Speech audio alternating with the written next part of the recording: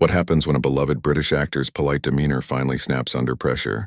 In just 43 seconds, Lorraine Kelly's morning show went from cheerful banter to complete chaos, leaving viewers across the nation stunned and the host scrambling to regain control.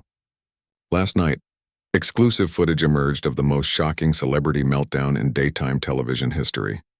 And what you're about to hear will change how you see your favorite morning presenter forever. Good morning, and welcome to this exclusive commentary breakdown of the most explosive television moment that had social media buzzing until the early hours. I'm here to walk you through exactly what happened when Colin Firth, the usually composed Pride and Prejudice star, reached his absolute breaking point live on air. The morning started like any other on the Lorraine show. Bright studio lights, that familiar purple sofa, and Lorraine Kelly's trademark smile, welcoming viewers to another day of celebrity interviews and lifestyle segments. Colin FTH had been booked to discuss his latest film project, what should have been a straightforward promotional appearance for one of Britain's most respected actors. But something was different from the moment Colin walked onto that set. Those who know him well describe a man who chooses his words carefully, who thinks before he speaks, and who treats every interviewer with genuine respect. This morning, however, there was a tension in the air that even the studio audience could feel. Lorraine opened with her usual enthusiasm that sings song-adjacent, cutting through the morning television atmosphere. Right then, we're absolutely delighted to have the wonderful Colin FTH with us this morning, she began, leaning forward on the sofa with that practiced television presenter posture. Now, Colin, darling, I have to ask you about something that's been all over the papers this week. And there it was, the first red flag. Colin's expression shifted almost imperceptibly, but viewers watching closely could see his jaw tightened just slightly. He'd clearly come prepared to discuss his film, his craft, his upcoming projects. Instead, Lorraine was diving straight into tabloid territory.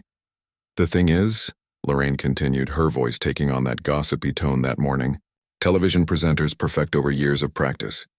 Everyone's been talking about your personal life lately, and I think our viewers deserve to know the truth. Colin straightened in his seat, maintaining that professional actor's composure that had served him through decades of interviews. I'd really prefer to focus on the film today, Lorraine. That's what we agreed to discuss. His voice was calm, measured, but there was something underneath it. A warning, perhaps. A gentle request to steer the conversation back to safer waters. But Lorraine Kelly didn't seem to hear it. Or maybe she chose not to. Oh, come on now, she lawed, waving her hand dismissively. You can't expect to come on television and not talk about the elephant in the room. Our audience is smart, Colin. They read the papers. They know what's going on. The camera captured Colin's face perfectly in that moment. The slight furrow of his brow, the way his hands moved to rest more firmly on his knees. He was a man trying very hard to remain professional in the face of something he clearly hadn't signed up for. White elephant, would that be, Lorraine? Hesked quietly, and that's when everything started to unravel. Lorraine leaned back, clearly pleased with herself, as if she'd just landed some sort of journalistic coup. Well, the separation rumors, of course. Thestries about you and Livia. I mean, after 20 years of marriage, surely you can give us something. The silence that followed lasted only a few seconds, but it felt like an eternity. Colin FTH, the man who had charmed audiences as Mr. Darcy, who had brought depth and nuance to countless characters, sat there processing what had just happened. He'd been ambushed, pure and simple. I see, he said finally, and those two words carried more weight than any dramatic monologue. So this was never about the film at all. Lorraine's smile faltered for just a moment, but she pressed on. Now don't be like that. We're all friends here. I'm just asking what everyone else is thinking. Friends, Colin repeated. And for the first time that morning, his voice carried a sharp edge that made everyone in the studio sit up straighter. Is that what friends do, Lorraine? Invite someone onto their show under false pretenses and then ambush them with personal questions they've specifically asked not to discuss. The change in atmosphere was immediate and palpable. What had started as typical morning television banter was quickly becoming something much more uncomfortable. Lorraine shifted in her seat, her practice presenter smile still in place but looking increasingly forced. Oh, now you're being dramatic, she said with a laugh that sounded hollow even through the television speakers. It's just a simple question. You're a public figure, Colin. These things come with the territory. Colin's response came quietly, but with the kind of precision that only a trained actor could deliver. Being a public figure doesn't mean I forfeited my right to privacy about my family. And it certainly doesn't mean I've agreed to have my personal life dissected for entertainment. The studio audience was dead silent now. You could practically feel the discomfort radiating from every corner of the room. This wasn't the cheerful morning chat show content they'd expected to witness. But Lorraine wasn't backing down. If anything, she seemed to double down on her approach, perhaps thinking she could charm her way out of the increasingly tense situation. "Look, I understand you want to protect your privacy," she said, leaning forward again with what appeared to be a sympathetic expression. "But let's be honest here.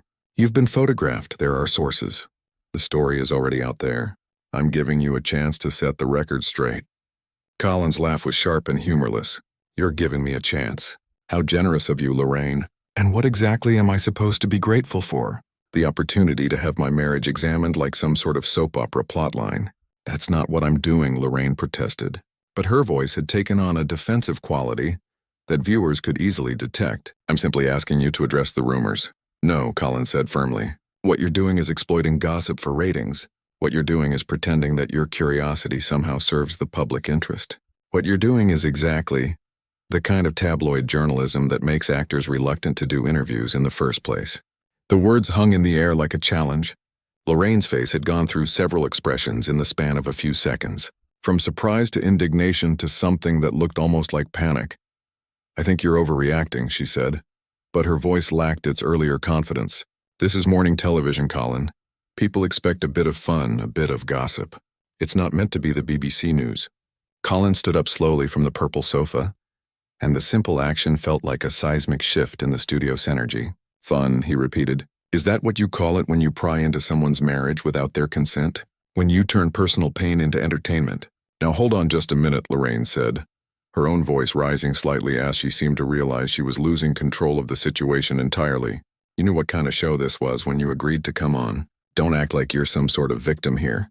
The word victim seemed to hit Colin like a physical blow. His composure, which had been fraying at the edges, finally began to crack completely. "Victim," he said, his voice carrying a quiet intensity that was somehow more powerful than shouting would have been.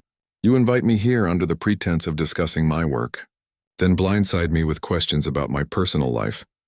And when I object, you tell me I'm overreacting and that I somehow asked for this treatment." Lorraine was clearly flustered now, her professional presenter mask slipping more with each passing second. "Ken, please sit down. Let's just calm down and have a proper conversation."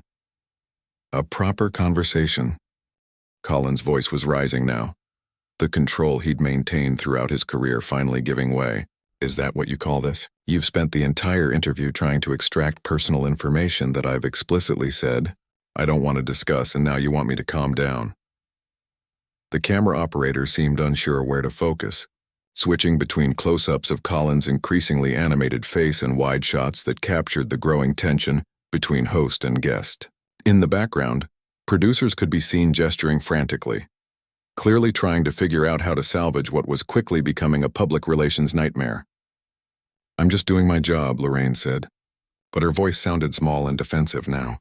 Colin turned to face her directly, his eyes blazing with an anger that seemed to surprise even him. "Your job? Your job is supposed to be interviewing people, not interrogating them. Your job is supposed to be entertainment, not exploitation.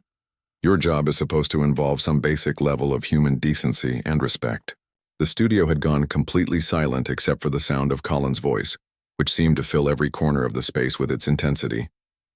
"And you know what the worst part is, Lorraine?" Colin continued, his voice cutting through the stunned silence like a blade. "The worst part is that you sit there with that fake smile, pretending to care about me as a person, when all you really care about is whether I'll give you something juicy enough to trend in social media." Lorraine's mouth opened and closed several times, but no words came out. For perhaps the first time in her broadcasting career, she appeared to be genuinely speechless. Colin wasn't finished.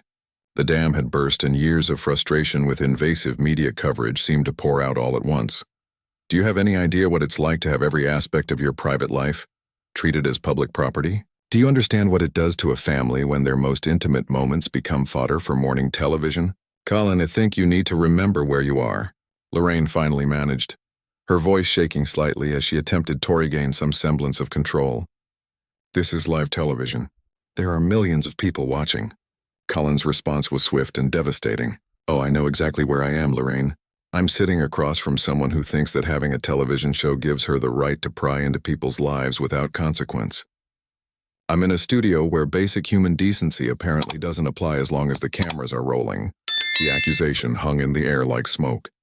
Lorraine's face had gone pale, and for a moment she looked genuinely shaken. "That's not fair," she whispered. "Fair?" Colin's laugh was bitter. "You want to talk about what's fair?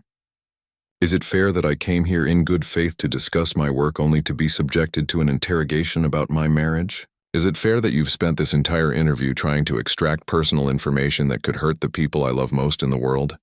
Lorraine straightened in her chair, and for a brief moment it looked like she might fight back. "I'm a journalist, Colin. I asked the questions that people want answered." "No," Colin said firmly, pointing directly at her.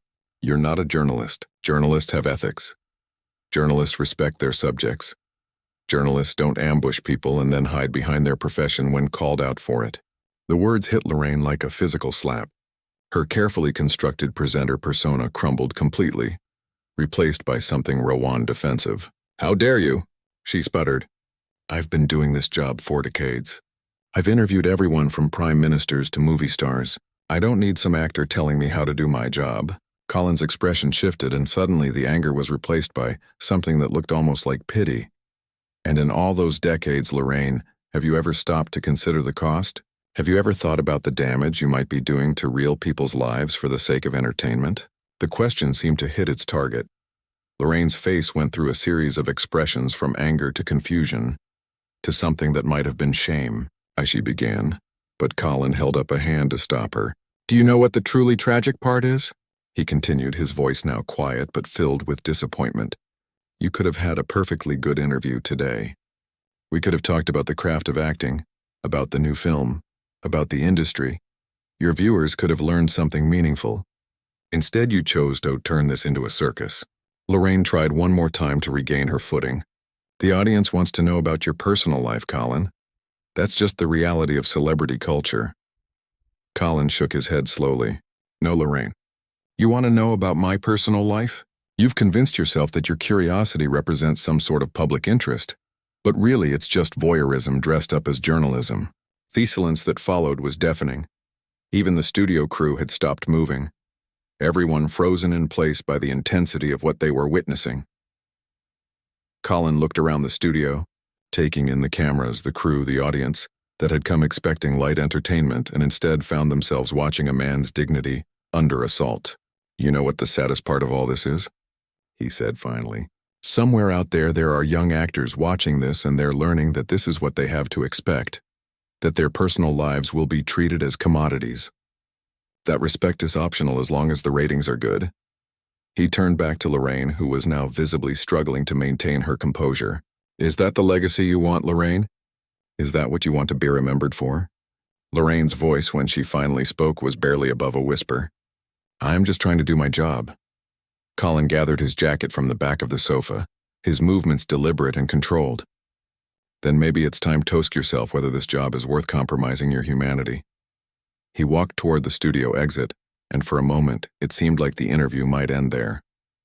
But then he turned back, and his final words carried the weight of years of frustration and disappointment.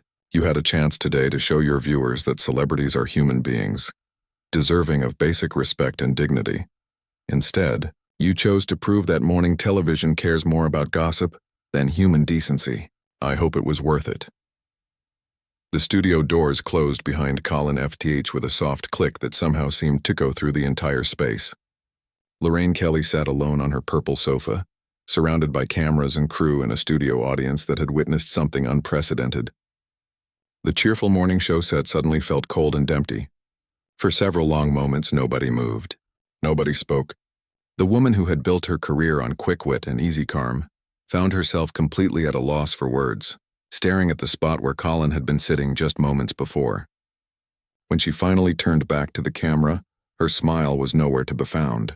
The mask had slipped completely, and what remained was something raw and uncomfortable and utterly unlike the polished presenter millions of viewers knew. "Well," she said finally, her voice cracking slightly, "I suppose we should take a quick break." But everyone watching knew that this wasn't the kind of break that could fix what had just happened. Some things, once broken, couldn't be put back together with a simple commercial interruption and a fresh cup of tea. The most shocking celebrity walkout in morning television history was complete, but the questions it raised about media ethics, celebrity culture, and human dignity would linger long after the cameras stopped rolling.